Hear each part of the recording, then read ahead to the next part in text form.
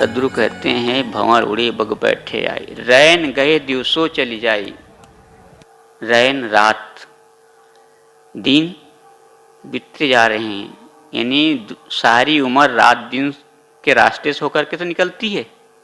इसलिए किसी ने कहा है सुबह होती है शाम होती है, उम्र यूं ही तमाम होती है। जिंदगी इसी के बीच से गुजर जाती है। तो आज लेकिन लोगों को फुर्सत कहाँ है? सत्संग स्वाध्याय साधना के लिए लोगों के पास टाइम कहाँ है? लोग कहते हैं आई हैव नो टाइम महाराज, इतनी भागा दौड़ी में फुर्सत कहाँ है सत्संग के लिए? गुरुदेव जी का एक छंद है जिसमें कहा गया है, लोगों की मानसिकता को चित्रित किया गया है। गुरुदेव जी लिखते हैं कि लोग कहते हैं कि घर बनवाई ले, लड़का विवाह ले, लड़का के गौना दे तब भक्ति करबे। सत्संग भक्ति बरे कौन हर बरी बाय, सत्संग भक्ति बरे कौन हर बरी बाय। सुंदर जवानी पाए भोग सुख सरिबे, ऐसे ऐसे मन के भुलावे माही भूले जीव। ये नहीं जाने आज काल बिच मरबे, पता ही नहीं उन्हें। ऐसे नशा में आदमी डूबा रहता है और नशा में जो फंसा उसकी होगी दुर्दशा कहते। ये तो होना ही है। तो सदगुरु कहते हैं आज, कबीर साहब ने भी कहा आज बसेरे नीरे हो रमैया राम, काल बसेरा बड़ी दूर हो रमैया राम। आज नजदीक बसे कल्याण की मोक्ष की कर ले। मैं कह रहा था लोगों के पास टाइम कहाँ है? कितने बहाना बनाते हैं लोग बाग, बैठे बैठे अखबार पढ़ते रहेंगे, टीवी देखते रहेंगे और भी कुछ करेंगे, लेकिन कहते महाराज समय नहीं है। एक शायर ने लिखा है कि खिले गुलशन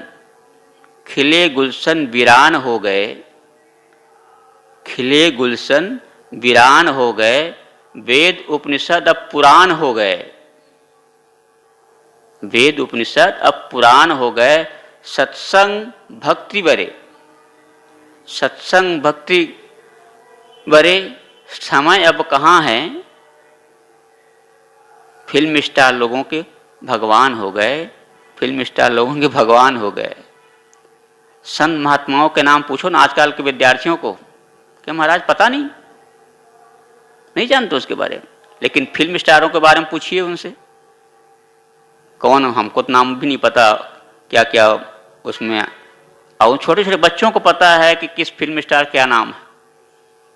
हीरोइन का नाम पूछो, हीरो का नाम पूछो, वो सब में हीरो हैं लेकिन सत्संग भक्ति में बिल्कुल जीरो हैं, नहीं है। तो सदगुरु कहते हैं भंवर उड़े बग बैठे आई, रैन गई दिवसों चली जाई। जैसे पानी, हाथ में रखा हुआ पानी बूंद बूंद करते करते निकल जाता है, ऐसे ही हमारी सारी उम्र रात दिन करते करते निकल जाती है।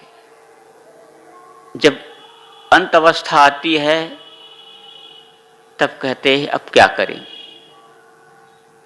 अब पछताए होत क्या जब चिड़िया चुग गई खेत। जब शरीर पर बैठी हुई मक्खी हाँकी नहीं जा सकती, हटाई नहीं जा सकती, उस समय आदमी क्या कर पाएगा। सदगुरु कहते हैं अब से सावधान हो, अब से जागो। लेकिन भोगों में उन्मत्त आदमी सावधान नहीं होता, चेतता नहीं है, जागता नहीं है। जिसे राजा ययाति के बारे में कहते हैं, सुने हैं कितनी उम्र बीत गई थी उनकी, लेकिन फिर भी भोग लिप्सा उसकी खत्म नहीं हुई थी। बूढ़े हो गए थे, फिर भी वासनाएं कितनी उछाल मार रही, तरंग मार रही थी उनके अंदर। तो ये ययाति की कथा नहीं है, यहाँ तमाम ययाति हैं दुनिया में। सदगुरु कहते हैं आज, अभी, इस समय जो हमारे हाथ में टाइम, अब की बार यदि न चेते, न संभले, तो फिर पीछे तो साफ ही है ना, पीछे तो पकड़ में आने वाला नहीं है। इसलिए अभी से हमें ये काम करना चाहिए। तो मैं कह रहा था, सदगुरु कहते हैं कि भंवर उड़े बग बैठे आई, रैन गए दिवसों चली जाई, हल हल कांपे बाला जीव, ना जाने का करी है पीऊ। बड़ी दर्दनाक पंक्ति है। सदगुरु कहते हैं हल हल कांपे बाला जीव। बाला बाल बुद्धि वाले, मूढ़, अज्ञानी, अनाड़ी कैसे थर थर कांपते हैं। हल हल थर थर कांपना, क्यों कांपते हैं? जाहिर सी बात है, जैसे कोई आदमी से कोई गलती हो जाए, कोई अपराध हो जाए, कोई भूल हो जाए, और यदि वो कहीं बड़े सेठ के यहाँ या किसी अफसर के यहाँ काम करता हो, उनसे गलती हो गई तो वो थर-थर कांपेगा ना कि साहब क्या कहेंगे, क्या दंड देंगे,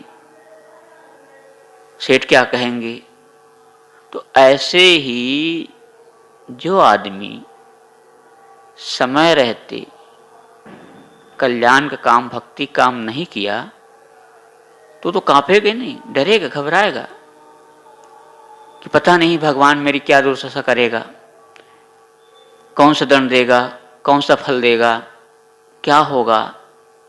ती हल हल कांपे बाला जीव।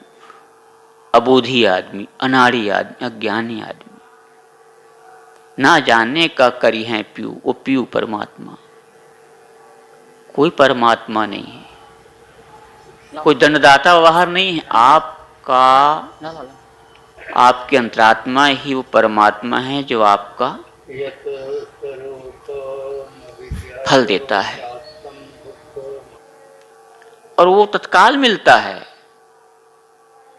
उसमें देर होती नहीं, तत्काल। संत गुरुजन कहा करते हैं कि जैसे कोई आदमी कहीं सत्संग सुनने के लिए जाता हो, जा रहा हो, और कोई उसे पूछता भैया आप कहाँ जा रहे हैं, तो क्या कहेगा, मैं सत्संग में जा रहा हूं। खुश होकर के कहेगा, प्रसन्न होकर के कहेगा मैं सत्संग में जा रहा हूं। लेकिन कोई चोर आदमी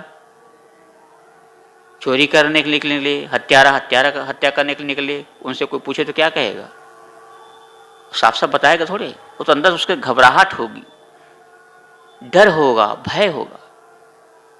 तो सत्संग का फल तत्काल मिलता है। तो सदगुरु कहते हैं हल हल कांपे बाला जीव, ना जाने का करी है पीऊ। अज्ञानी आदमी, अबोधी आदमी, भोगी आदमी, इनकी चाहनाएं पूरी नहीं होती, इच्छाएं पूरी नहीं होती, वो कांपता है, घबराता है, लेकिन फिर भी सावधान नहीं होता। देख करके, मैंने कहा था ना एक दिन कि सब देखा और देख लिया है, फिर भी आंखें मीचे, विष के फल जिसमें फलते हैं वही लताएं सींचे। ये जरूरी नहीं है कि अपने ऊपर ही वो स्थिति आए, उससे अनुभव होकर के हम उसको समझें, ऐसा नहीं है। आसपास के लोगों को देख करके भी आदमी समझ जाता है, देखता है कि कैसे कैसे लोग संसार में हैं और कैसे दुख पा रहे हैं उन भोगों से,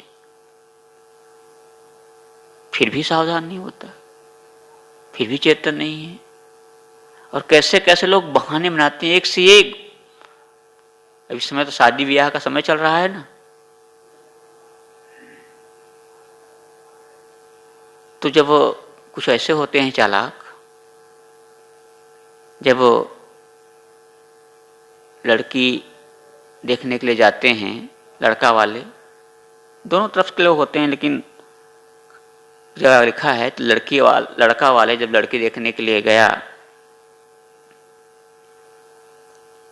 जाहिर सी बात है वहाँ परिचय पूछा जाता है।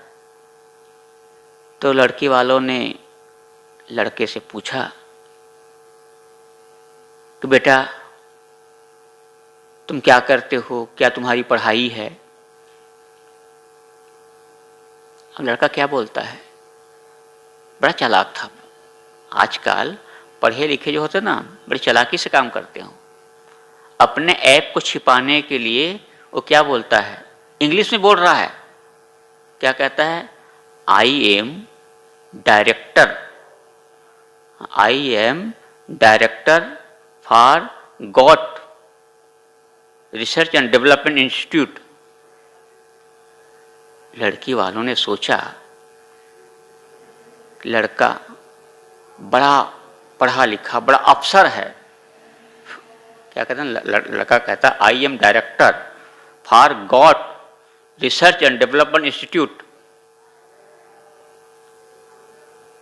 लड़की वालों ने सोचा लड़की की शादी में भले देर हुई तो हुई, लेकिन लड़का तो बड़ा काबिल का मिला, बड़ा अफसर लगता है। जब शादी वादी हो गई तब लड़की वालों ने सोचा यार पूछ लेते हैं दामाद से, भाई कौन सा अफसर है ये? डायरेक्टर कहा तो जरूर कोई अफसर ही होगा। तब लड़का क्या कहता है, अब धीरे से कहता है मैं बकरी चराता हूँ। गॉट में बकरी होते हैं, गॉट बकरी। तो लड़के वाले ने जब सोचा पहले कि बड़ा अफसर होगा भाई, तो लड़का कहता धीरे से मैं बकरी चराता।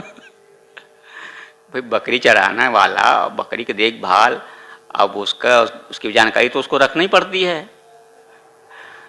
अब लड़की वाले बेचारा पर, तो ये उनकी कहानी नहीं है, बहुत से लोग ऐसे होते हैं कि ये कथा सिरा गई। बोलिए सद्गुरु देव की जय।